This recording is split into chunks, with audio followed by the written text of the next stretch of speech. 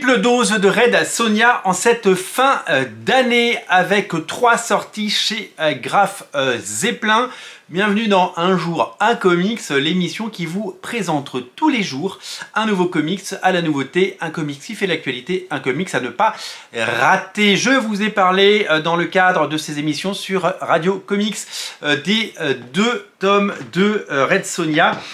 L'autre monde sorti coup sur coup fin novembre, 2 titres Red Sonja qu'on peut trouver absolument partout, la série de Emichu qui a fait une petite pause de 4 ou 5 ans quand même et qui nous revient avec les tomes 3 et 4, 2 tomes d'un bloc pour pouvoir compléter. Je vous annonce dès à présent qu'il y en aura un 5e, c'est notamment dessiné par l'excellent Carlos Gomez. C'est sexy à souhait et c'est quelque chose qu'on aime particulièrement. C'est un peu les visiteurs en Amérique, hein, puisque Red Sonja passe des âges farouches au Manhattan de notre époque. Une série assez qualitative, très bien dessinée, qui a révélé Carlos Gomez. On en a déjà parlé. Aujourd'hui, on va parler de l'autre série qu'on attendait, puisque Graf Zeppelin a décidé de rattraper son retard et de combler les trous en nous proposant des titres qui étaient prévus de longue date mais qui ont mis du temps à sortir. Ils sont là et on se réjouit.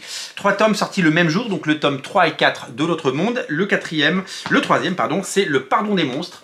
C'est le 3e tome de la série de Gail Simone. Gail Simone qui vient de sortir d'ailleurs un roman sur Red Sonja aux États-Unis. Hein. Nous n'avons pas encore ce roman en France. Peut-être nous l'aurons-nous un jour.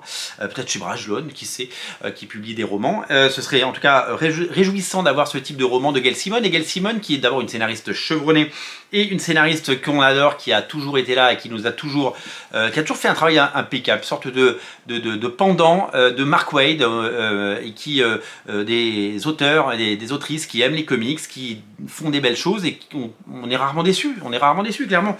Gail Simone, c'est la nouvelle scénariste de la 2e série X-Men qui s'appelle Uncanny X-Men. Il y a X-Men de Jed McKay et Ryan Stegman, et de l'autre côté il y a la série de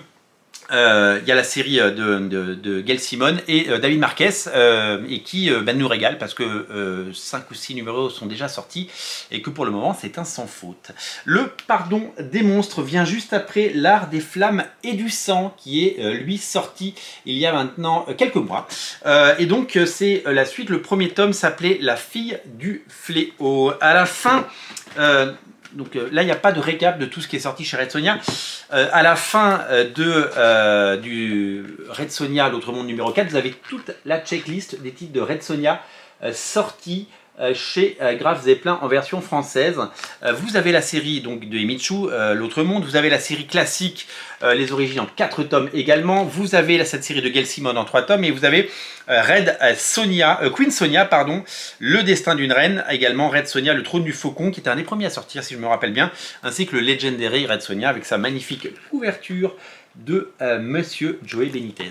Donc voilà, donc ça c'est pour avoir la checklist. Donc peut-être avez-vous lu celui-là qui est déjà sorti, et maintenant vous allez découvrir Le Pardon des monstres, donc Le Pardon des monstres, qui est donc le nouveau tome qui est emmené par Gail Simone au scénario, on l'a dit, et dessiné par Walter Geovani avec une mise en couleur de Lucas et Guimarães.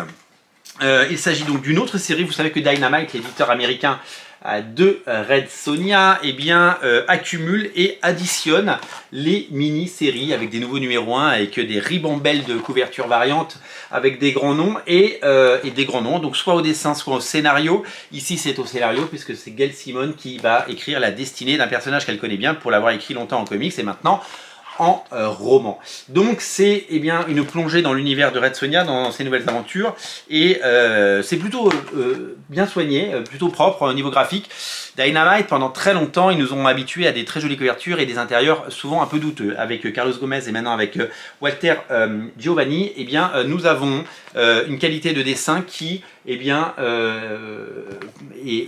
tirée vers le haut, et c'est pour le plus grand plaisir de tous parce que c'est quand même hyper agréable d'avoir des jolies pages et d'avoir quelque chose de graphiquement intéressant. Red Sonja, c'est un personnage qui marche bien puisque Graf Zeppelin continue évidemment de nous proposer ça. C'est un personnage que les gens apprécient. Alors les titres Graf Zeppelin, vous ne les trouvez pas partout parce que quand on se promène en librairie, on ne les voit pas partout. Dans les librairies traditionnelles qui ont un tout petit rayon BD, on ne les voit pas beaucoup. Dans les librairies comics, on les voit un petit peu. Je sais qu'à l'époque d'Original Comics, quand j'y étais, eh ben, on les avait et on les poussait, on les mettait en avant. On les trouve évidemment dans les magasins culturels et c'est pas des bouquins qu'on trouve facilement partout. Voilà. Donc c'est des bouquins qu'il faut évidemment chercher. C'est des bouquins qu'il faut évidemment, faut se renseigner. Et je suis ravi sur Radio Comics de pouvoir vous annoncer ces sorties parce que on les voit pas partout sur les sites d'actualité comics en France qui font un super boulot. Eh bien, ils parlent pas toujours de Graves et Pleins parce que le service de communication de Graves et Pleins, peut-être ne les connaît pas ou ils ne se connaissent pas mutuellement. Je ne sais pas ce qui se passe. En tout cas, moi j'ai la chance d'avoir travaillé avec Graves et Pleins il y a quelques années, notamment proposer les Danger Girls que vous avez peut-être.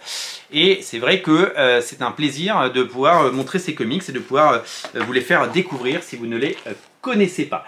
Ce troisième tome comprend les épisodes 13 à 18 de la série The Forgiving of Monsters, donc le pardon des monstres. Donc c'est les épisodes 13 à 18, donc c'est la suite directe de l'art des flammes et du sang, voilà, que vous avez déjà. Red Sonja qui devrait à un moment faire l'objet d'un objet cinématographique. Un film a été tourné il y a 2 ou 3 ans maintenant.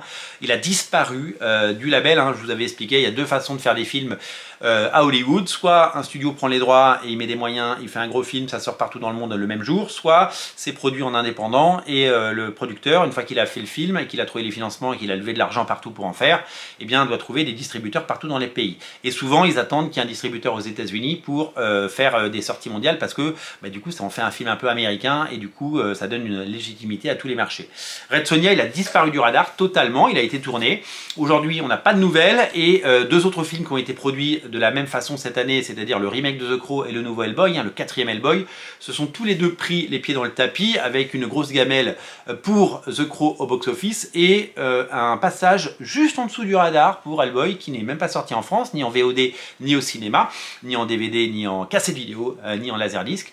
Le film n'est pas non plus sorti il est aux États-Unis puisqu'il est sorti directement en VOD. Alors il est sorti en Angleterre, mais dans une combinaison de moins d'une centaine de salles, je crois 40 salles, dans des circuits indépendants, et il a rapporté des clopinettes, ce qui est véritablement dommage, même si le film n'est pas forcément fameux, c'est tout simplement compliqué de ne pas le voir. J'ai vu que le nouveau Hellboy était disponible sur Prime Video, enfin le Hellboy de 2019, et enfin je vais pouvoir le voir puisque je ne l'avais tout simplement jamais vu.